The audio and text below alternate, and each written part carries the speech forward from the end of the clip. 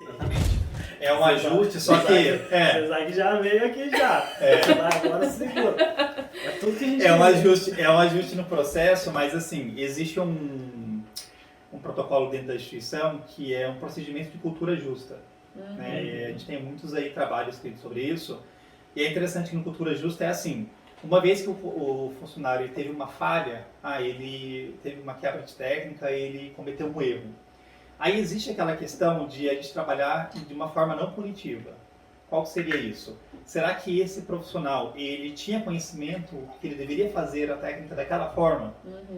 Ou não, ele não tinha esse conhecimento? Ou ele tinha e ele negligenciou? Porque daí são coisas diferentes. Eu sabia e fiz errado. Aí você entra no código de ética, né? Eu não sabia e descumpri e acabei fazendo aquele descumprimento. Então é importante trabalhar esse ponto, porque daí a gente volta lá na questão do treinamento lá atrás. Será que aquela instituição ela tem um programa muito bem desenvolvido de treinamento para novos colaboradores? Porque às vezes o novo colaborador entra, no dia seguinte ele já está lá, e às vezes ele não conhece os documentos, não conhece o setor. E aquilo ali é passível de uma falha, de um erro, né? Não intencional até, porque às vezes ele não está habituado. Sim. Então é importante, dentro dos processos, essa questão da educação, ele ser aprimorado, ser capacitado até para que lá na frente ele não venha cometer esse erro, né? Esse deslize, né? Por falta de conhecimento. Porque independente de protocolo institucional, assim, a técnica correta é técnica correta em qualquer lugar. Sim, exatamente. Independente do... Segura um pouquinho aí. Ele engata primeiro no... Calma aí. Segura aí. Continua. Você compra sua mãe, segura aí. Vai, continua. Independente da instituição onde ele está trabalhando, o que é certo é certo. É lógico que um hospital trabalha com um tipo de protocolo, o outro, né, muda-se alguma coisa, mas assim, a técnica correta é a mesma. Mas eu esqueci o que eu ia falar porque você foi me cortar. Eu não falei nada. Vocês estão de prova que não tá online aí. Eu fiquei quieto, tô bebendo aqui no livro. Ele ia me cortar, gente. Pera aí, é 14, é 13, é 12. Não, lembrei agora o que eu ia falar.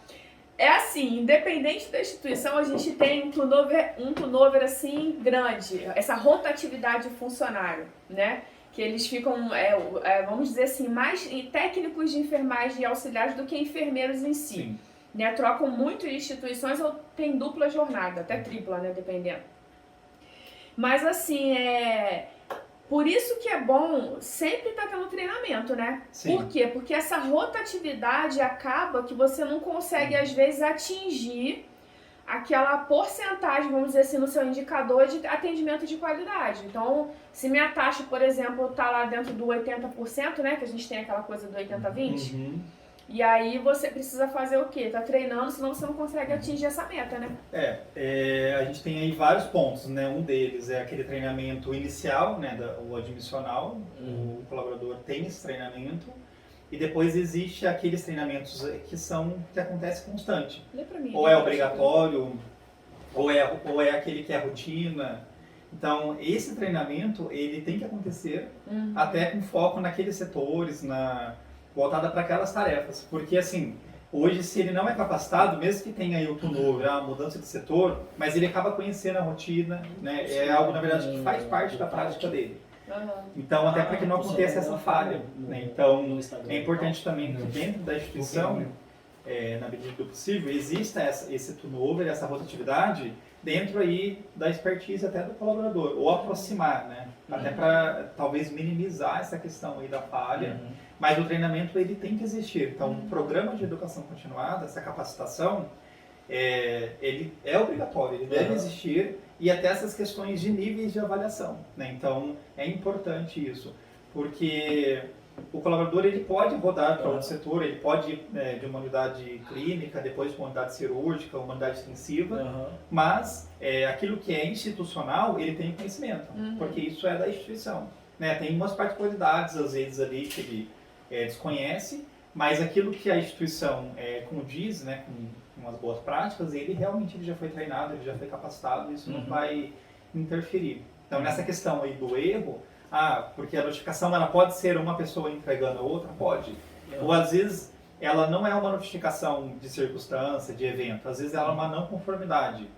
O que seria isso? Um colaborador fez uma notificação porque um outro colaborador agiu com uma atitude errada, isso já acaba às vezes sendo pessoal. Sim. Então isso é uma não conformidade Uhum. e isso toma um outro caminho da notificação, porque a gente acaba não contabilizando, né? Porque não foi uma circunstância de risco, não foi um quase erro, não, ali é uma falha relacionada a comportamento, né?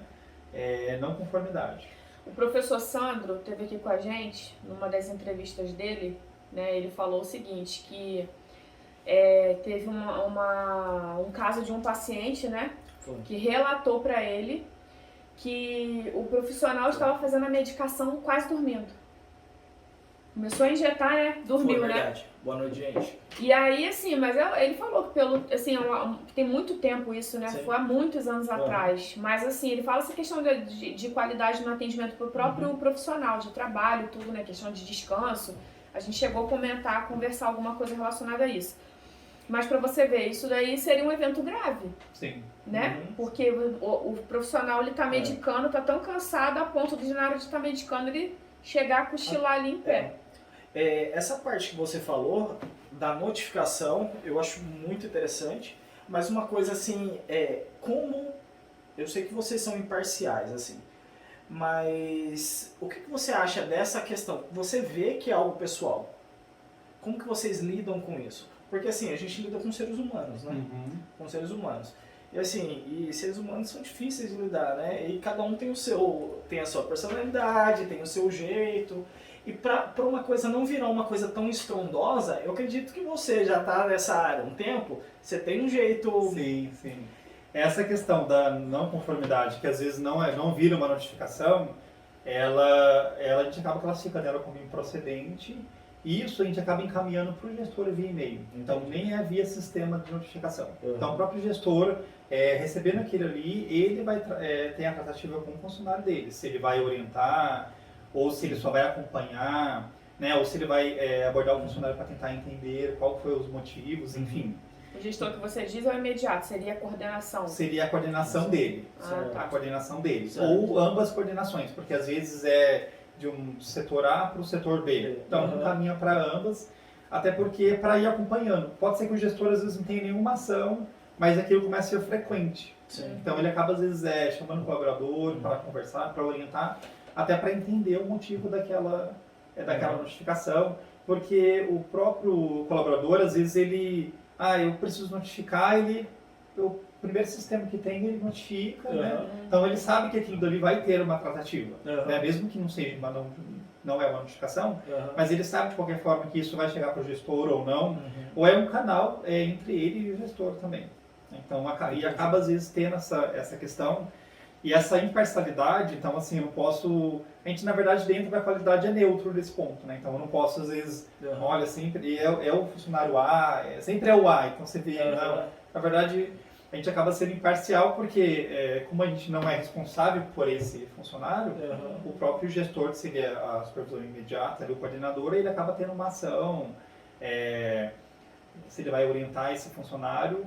E às vezes a gente nem sabe qual foi a ação, porque dificilmente o gestor vai devolver isso pra gente. Né? Ele responde apenas, né, ciente, mas é uma tratativa já dele com a área. Né? Porque a parte da qualidade, a gente tem uma gerente da qualidade, mas ela não é a gerente da enfermagem. Então essa tratativa acaba sendo entre eles, né, enfermagem, essa questão da imparcialidade é importante. Porque eu não posso sempre pesar por um lado, porque... Até para não perder essa questão da credibilidade da notificação, embora não é esse o objetivo, mas é importante. E até essa questão da credibilidade é a devolutiva, porque as pessoas fazem notificação. Nossa, teve uma quebra de conduta, de desvio, de um material às vezes, ou de uma falha. Ele faz essa notificação e às vezes depois ele pergunta qual foi o desfecho dessa notificação, qual foi a tratativa, ou se teve alguma melhoria. Porque senão, às vezes, o próprio colaborador acaba ficando no descrédito. Ele pensa, eu vou notificar e não tem uma mudança, não tem uma melhora. E a partir do momento que ele notifica, ele viu que teve uma melhora, Sim. nossa, melhoraram isso, trocaram, ou alguém veio e fez uma devolutiva, Sim. É uma... então ele se sente que ele é importante. E a notificação, ela não é obrigatório o colaborador colocar o nome dele. Isso que eu ia perguntar agora. Ele Existe... pode colocar, existe o tá. campo, Mas existe o anonimato. mas ele pode deixar em branco. Aham. O próprio sistema marca como não informado, não identificado. Uhum. Tá? Muitos colocam. Eu dizer para você aí que 70% para mais colocam o nome. Coloca o nome. E às vezes até auxilia, porque às vezes dependendo da notificação, da falha, o próprio supervisor imediato ou a gente acaba conseguindo ter o contato com esse colaborador para tentar Questionando. entender, para tentar fazer uma apuração melhor daqueles fatos. Então, a maioria notifica, a maioria coloca o nome. Eu acredito, isso eu acho que é mais pelo amadurecimento mesmo do colaborador ou entender que aquilo é importante. Isso é legal. Então, mas o sistema permite ele não colocar, e toda vez que ele notifica, gera um número que ele anota e gera uma senha que o colaborador coloca. Então, se eu, como colaboradora, fiz a notificação, daqui 2 semanas eu vou abrir lá, porque eu quero ver quais foram as análises, e com essa senha que eu criei, eu consigo abrir e enxergar todas as análises. Entendi. Ele vai enxergar a classificação que eu fiz, Ele vai ter a resposta. ele vai ter acesso da resposta que o supervisor imediato escreveu, ou mais que um, porque o sistema ele deixa a gente caminhar para vários supervisores. Porque às vezes é uma notificação que envolve centro cirúrgico, farmácia e parte médica. Certo. Então ele consegue fazer, enxergar essas escritas, até para ele acompanhar, para ele não pensar que, olha, essa notificação a gente faz e não tem resultado, não tem feedback. Sim. Fica frustrado, né? Sim. Aham. E nos treinamentos relacionados à parte da qualidade, notificação, a gente sempre mostra isso para eles. Olha, as notificações que vocês fazem são essas. Esses são os resultados, ou esses foram as mudanças. E isso é importante, até para o colaborador entender essa maturidade, né? Sim. Por que eu notifico? Aham. Por que eu preciso melhorar o meu processo, mudar alguma sugestão de algum documento, né? Um formato, ou às vezes a ordem mesmo sequencial ali da execução daquele procedimento. Legal. E isso é importante. Então, esse canal com o colaborador, com o gestor, né? Isso aí é um dos pontos, né, que acaba favorecendo muito a questão da maturidade e até da própria cultura de segurança do paciente. Entendi. Cara, é legal essa ação, né? Eu tô querendo dar uma cutucada nele aqui, vamos ver se mas assim, o Marcelo, é bonito tudo isso, cara, que você fala, mas existe dificuldade, você tem uma dificuldade dentro.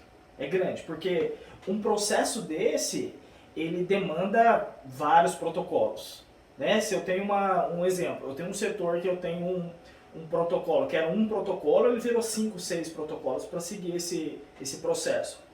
E geralmente, é como você falou, a importância de envolver o assistencial nisso, para ele entender a importância do processo para virar isso. O assistencial sempre entende?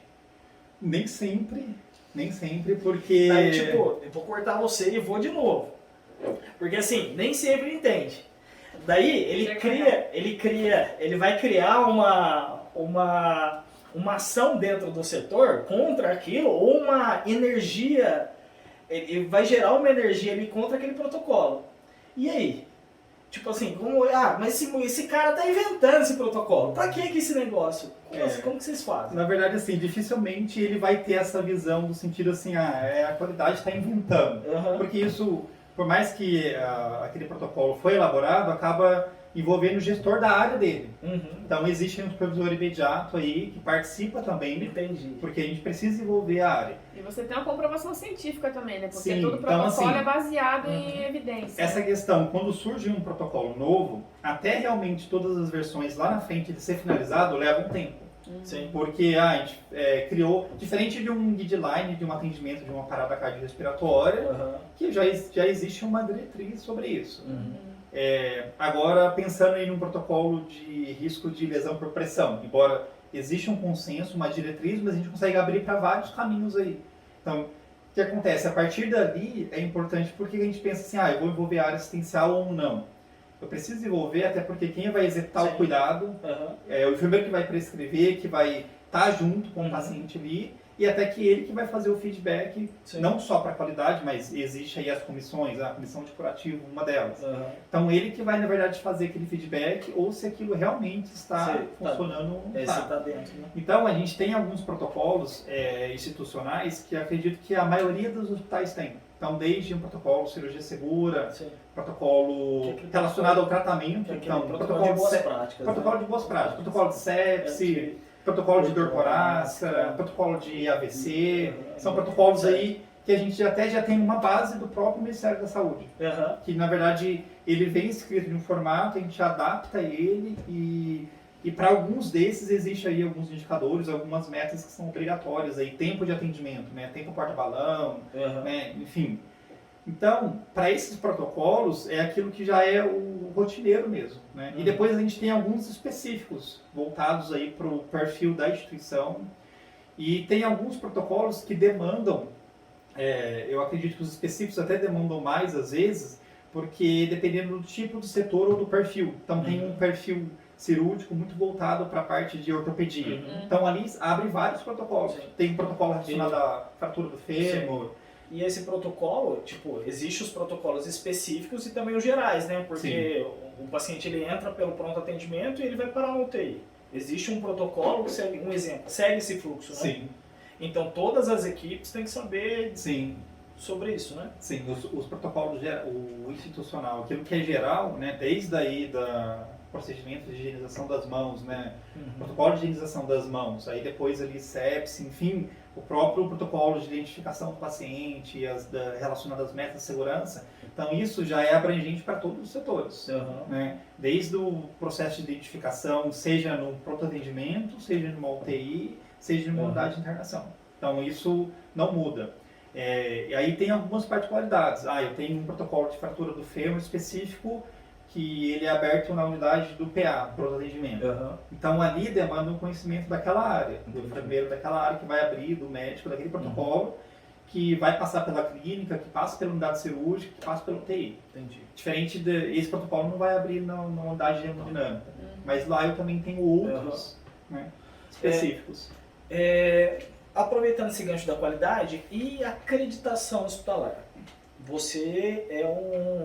Você tem um curso de acreditação De formação. de formação, né? avaliadores. De avaliador, né?